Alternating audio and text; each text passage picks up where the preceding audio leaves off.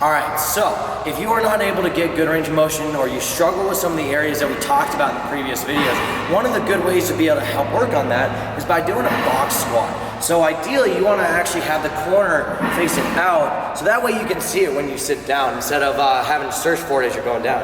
Feet, again, are about hip width apart, and you can start working on some of the areas that you struggle with. So with this, you want to go through the same pattern. Neutral spine, hips are doing the movement backwards, driving through the heel, not letting the knees come in or out, tracking them with the toes. Now, you want to start with a higher box first before you can move on to the next box. If you can do this well, then you can move to something a little bit lower, closer to that 90 degrees below parallel type of squat.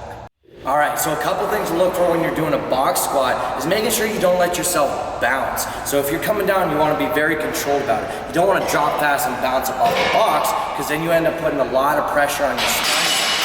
Make it very controlled, doing a count in your head, like a 1 Mississippi down, pause, 1 Mississippi up. Making sure you have good control. Again, breathing in as you go down, breathing out as you go up. And again, you can see her neutral spine, hips are doing the movement first. And again, once you get this, then you can move on to the next one.